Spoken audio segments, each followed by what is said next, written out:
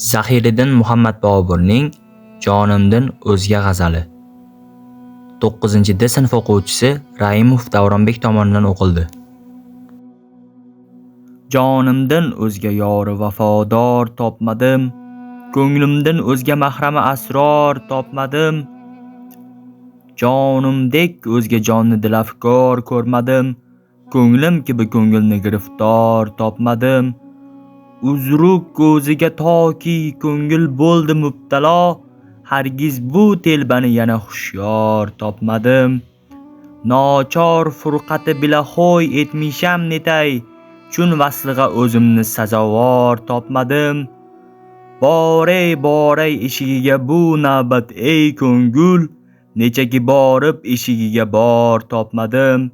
Bobur o'zingni o'rgata ko'r yorsizki men, istab jahonni muncha qilib yor topmadim.